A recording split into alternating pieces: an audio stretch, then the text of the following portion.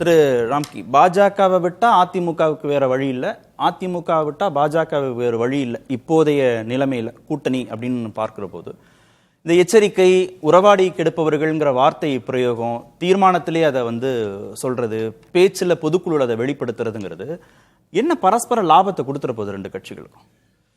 பரஸ்பர லாபம் இன்றைய இந்த பொதுக்குழு தீர்மானங்களே, அந்த 14 தீர்மானங்கள் ரொம்ப முக்கியமானவை. அதில் முதல் தீர்மானம் ரொம்ப வெல் டிராஃப்டட். அதில் சொல்ற முதல் வாக்கியமே என்னன்னா, தேசிய அளவில் என்டிஏ தலைமை பொறுப்பில் இருக்கும் பாஜக தமிழக அளவில் அதிமுகவுடன் தலைமையை ஏற்றுக்கொள்கிறது அப்படிங்கிற அந்த வார்த்தையை ரொம்ப கிளியரா ஒரு விஷயத்த சொல்லுது. நம்ம அடிமையெல்லாம் சொல்லாடலாம் தேவையில்லை. அது கடந்த 5 ஆண்டுகள பழக்கத்தில் இருந்தது. ரொம்ப தெளிவா அவர்கள் எங்களுடைய அதிமுக தலைமையை ஏற்றுக்கொண்டிருக்கிறார்கள், என்டிஏவோட தலைமை தமிழ்நாட்டில் அதிமுக தான் அப்படிங்கிறது.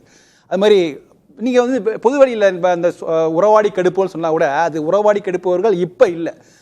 அவருடைய கூட சண்முகம் அவர்களை பேசி பார்க்கும்போது உறவாடி கெடுப்பவர்களை இனங்கொண்ட காரணத்தினால் பாஸ் நடந்தது கடந்த 6 மாதங்களுக்கு முன்னாடி. அப்படிப்பட்ட உறவாடி கெடுப்பவர்கள் இனம் கண்ட காரணத்தினால் அந்த வீழ்ச்சி, அந்த சூழ்ச்சியிலிருந்து எடப்பாடி வெளியில் கட்சியை வளர்த்திருக்கிறார் அப்படின்னு கிரெடிட் கொடுக்கிறார். உறவாடி கெடுப்பவர்கள் துரோகிகள், புரோக்கர்களுடைய முயற்சியை தோற்கடிக்கணும்னு பேசுறாருன்னா பிரசன்ட் இல்ல, தோற்கடித்து விட்டார் அப்படிங்கிறது சண்முகருடைய. முனுசாமி என்ன சொன்னாரு? இல்ல, இன்னைக்கு அந்த த்ரெட்டிங் இருக்கு நம்ம சொல்லலாம். ஆனா அவர் பேசின வார்த்தை என்னன்னா, முடிஞ்சதாக அங்க யாருமே கருதவே இல்லை. இல்ல, இந்த மாதிரியான ஆபத்துகள் அதிமுகவுக்கு முடிஞ்சே போச்சுன்னு யாருமே கருதவே இல்லையே. நிச்சயமா இல்ல. நம்ம அண்ணாமலையோட மூவ்மெண்ட் பத்தி பேசிட்டு இருக்கும் போது, அதாவது அதிருப்தி ஒருங்கிணைந்த அதிமுக அவங்களே என்ன கிளைம் பண்றாங்கன்னா, நாங்க வந்தாதான் அதிமுகவை வெற்றி பெறும், நாங்க இல்லைன்னா அது வெற்றி பெறாதுங்கிற மாதிரி சொல்லும் போது அந்த த்ரெட்னிங் ஃபேக்டர் இருக்கதான் செய்யுது. ஆனா உறவாடி கெடுப்பவர்கள் சொல்றது அது ஃபேக்சுவல் தான். ஆக்சுவலா என்னன்னா, நீங்க இதுவரைக்கும் சந்திக்காத சூழல் தான் அதிமுக சந்திக்குது. ஏன்னா இந்த அதிமுக வீழ்ந்தால் மட்டும்தான் மற்ற கட்சிகளுக்கே வாழ்வு. இப்ப திமுக ஆட்சி தொடர வேண்டும் என்றால் அதிமுக காலியாகணும், தாவேக வளர வேண்டும் என்றால் பாஜக வளர வேண்டும் என்றால், ஏன்னா சின்ன சின்ன கட்சிகள் விடுதலை சிறுத்தைகள் பாமக வந்தோட அதிமுக அழிய வேண்டும். இதுதான் இன்னைக்கு பொசிஷன். இது ஜெயலலிதா காலத்திலேயோ கருணாநிதி காலத்திலே இல்ல. இன்னைக்கு அப்படி ஒரு பொசிஷன் இருக்கு. ஏன்னா அது ஒரு நியூட்ரல் ஓட் பேங்க் உள்ள அதிமுக கட்சி. அதுல இருந்து அது வீழ்ந்து விட்டால் அதிலிருந்து பல வாக்குகளை பெற்றுலாங்கிற நிலைமை, யதார்த்த நிலை. அதனால உறவாடி கெடுப்பவர்கள் வருவதற்கான அனைத்து வாய்ப்புகளும் இருக்கின்றன. இப்ப நீங்க அண்ணாமலையோட நகர்வுகள் பத்தி சொல்லும் போது, அவருக்கு டெல்லியில இருந்து ஒரு அசைன்மெண்ட் கொடுத்துருக்கலாம், என்டிஏ கட்டமைக்கணும். ஏன்னா அன்னைக்கு 2024 நாடாளுமன்ற தேர்தலில் கட்டமைக்கப்பட்ட அணிங்கிறது அண்ணாமலை தலைமையிலான எடப்பாடி எதிர்ப்பு அணி. இல்ல, பாக்குறவங்களுக்கு தோணும்ல, அப்படி ஒரு கட்டமைப்பை ஏன் நைனா நாகேந்திரன் கொடுக்காம அண்ணாமலை? அதுதான் நான் சொல்றேன். அன்னைக்கு இருந்த கூட்டணி அண்ணாமலை தலைமையிலான எடப்பாடி எதிர்ப்பு அணி. அதை அண்ணாமலை தலைமையிலான எடப்பாடி ஆதரவு அணியா மாற்றியாச்சு நினைச்சுதான் இவங்க கூட்டணியே போட்டாங்க. அதாவது தட்டுல வச்சு தட்டை மூடி என்டிஏ நீங்க வச்சுக்கங்க, என்டிஏ தலைவர் நீங்க தான் எடப்பாடி கொடுத்தாங்க. ஆனா தட்டை பிரிச்சா அதுல ஒண்ணுமே இல்ல. இப்ப நீங்க தினகரன் சொல்றாரு, ஓபிஎஸ் சொல்றாரு, இவங்க எல்லாம் எடப்பாடி முதல் வேட்பாளருக்காக நான் எதிர்க்கிறேன்னு சொல்றது உண்மையான அர்த்தமே கிடையாது. இவங்களுக்கு தெரியும் எப்படி இருந்தாலும் பாஜக அதிமுக கூட்டணி வரப்போகுது, அதிமுக பாஜக கூட்டணி வரப்போகுது, எப்படி வந்தாலும் முதல் வேட்பாளர் எல்லாம் தெரியும்ல. தெரிஞ்சுதான் அவங்க அமைதியா இருந்தாங்க.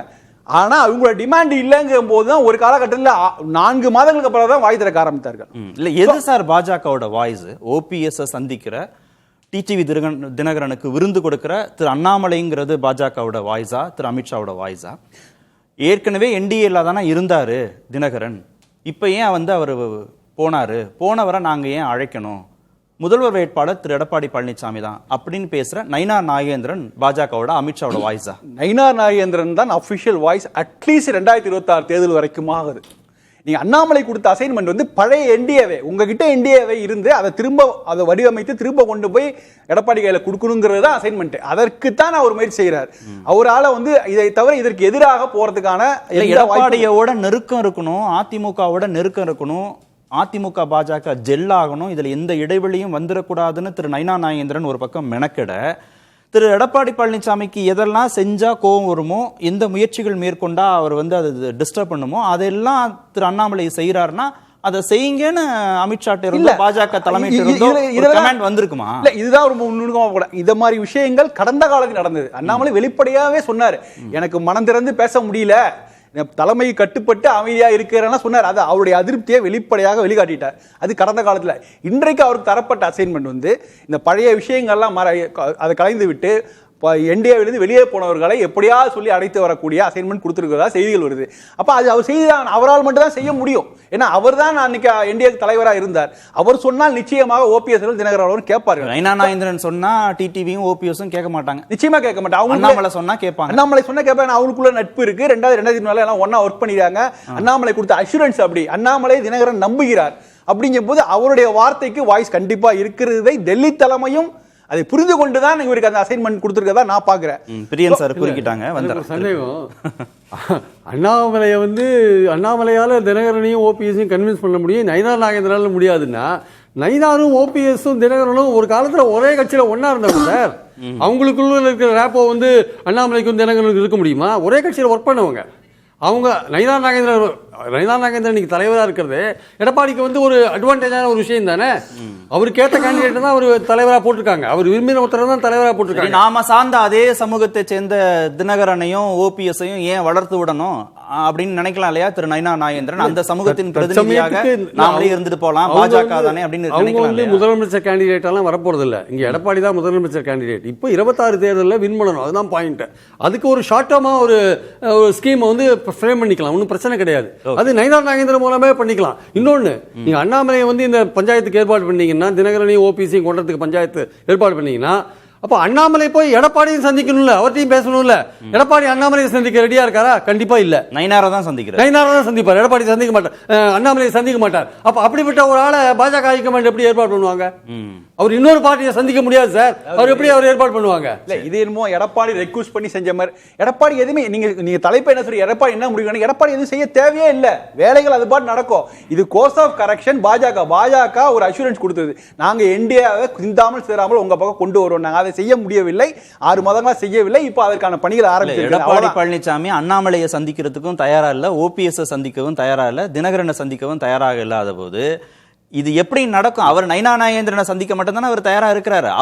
அவரோடு மட்டும் தானே பேச்சுவார்த்தை நடத்துவதற்கு தயாரா, டெல்லி ஹைகமாண்டோட பேச்சுவார்த்தை நடத்த தயாரா இருக்காரு. இல்ல, இவர்களெல்லாம் வெளியில போன சொல்லப்பட்ட காரணம் எடப்பாடி தலைமை அப்படின்னு அவங்க அதிருப்தியோட வெளில போகும்போது அதை சரி கட்டுவதற்கான விஷயம் டெல்லி தலைமையால முடியும் அப்படின்னு எடப்பாடியும் நம்புறாரு. இவர்கள்லாம் முடிஞ்சு வந்தானா அவரு என்டிஏல கூட்டு சேர்த்துப்பதற்கு எடப்பாடிக்கு எந்த தடையும் இல்ல. கட்சியில வரதான பிரச்சனை, தாராளமா என்டிஏல சேர்த்துக்கிறதுக்கு வாய்ப்பு நிறையவே இருக்குது.